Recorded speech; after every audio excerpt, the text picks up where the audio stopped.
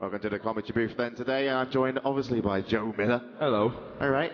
We're going to be moving into the QuakeLive semi-finals and then the third, fourth place playoff, and then of course the grand finals here on the final day for the Internet Extreme Masters World Championships. There's $20,000 in prize money up for grabs in the Quake tournament, and we're down to the final four. And really, they are the best four that everyone, I guess, wanted to see on the final day, because you couldn't get a better matchup. You couldn't get a better lineup or a final four. Yep, Cooller versus Av3k and Rafa versus Cypher. I mean, as we said, these four final players are the players that I think everyone wanted to see. Of course, we saw these two players facing off at the European Championship finals, and there was that little bit of drama where, you know, Av3k dropped out of the map early and Cooller said, okay, let's just replay it. And, you know, things after that didn't go all that well for Cooller. Obviously, the game went to Av3k, and he went on to finish second in the European Championships. And I don't think we'll see that today from Cooller. I think he really wants to win here. Obviously, coming into the World Championship, this is the place to be winning. So, ladies and gentlemen, please welcome on stage for the semi-finals here at the Internet Extreme Masters, it's Av3k and Cooller.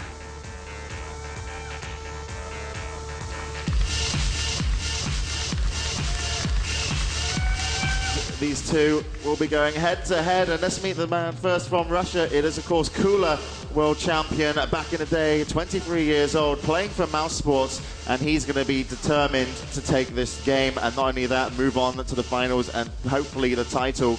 And next is a younger, you know, he was considered a prodigy, but right now he is considered maybe the bad boy of QuakeLive, and ES Reality see behind him.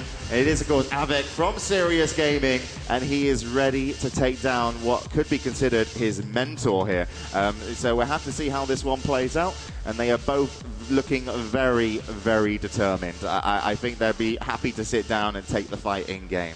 Yeah, I think the relationship, obviously, between these two players goes back a long, long time. I mean, you remember the first time that Av3k was able to knock Toxic off his throne back in Quake 4, and it was all done by a pizza box that Cooller had actually scribbled some notes on him onto for Av3k. So, you know, it goes back a long way. Obviously, they've played a lot now in QuakeLive, the game in the European Championships. Obviously, we saw them play in the group stage here at the World Championships as well, with Cooller coming out 2-1. That was best of 3. In the semi-finals, we're playing best of 5, so either player will need 3 maps out of 5 to go through into the grand final. Yeah, and the maps have already been picked as well for the matchup. They are going to be T7 from Av3k, DM6 from Cooller, then T9 from Av3k, and DM13 from Cooller. So an interesting pick there for Cooller to pick DM6 for the first map, considering a lot of people relate that map to a really aim-heavy game, and Cooller hasn't been known to bring a strong aim, so he's going to be playing that map, but he's just such a smart player. He really knows everything about DM6 there is to know, so the chances are he's going to be able to play around having a maybe lesser aim than Av3k, and could pull out a win on his map. Well done. All right, then, so we are almost getting ready to go into the game. These guys are in on the server, and we'll be getting warmed up as we speak. But it does look like Cooller is ready. And we're going to go live here for the first semi-finals of the Internet Extreme Masters World Championships on T7, and we are live, and Cooller just picked himself up a mega and a yellow. Yep, that's the start, and obviously this opening few seconds is very important for both players, and it will be Cooller to put down the first bit of damage, and you can see, well, a little just bit practicing of, the jump. Yeah, just getting warmed up again. There's a railgun as well for Cooller, and that's an important weapon to be using on this map. Obviously, there are a lot of long-range shots, which that railgun will be important for, and he actually will see Av3k there, who drops down to pick up that red armor. Yeah, unfortunately, Cooller missing his shot. Cooller played that really safe. He was worried about an LG stopping him getting the top level. So he's kind of given away a lot of control and possibilities for Av3k. If Av3k picks up this mega, like, cleanly, he hit, like, and look when Av3k tries to take it, he would have taken that mega and been able to get to red, but that railgun was crucially important from Cooller, because it stopped Av3k picking up the mega and pulled him out of position, so Cooller gets the red. This is an important fight for both players. Cooller with the rockets makes it happen. And he had an LG. I'm not sure if he did actually have an LG that fight. So he only had rockets to do the business with, but really impressive he did. So he's going to take the 1-0 lead.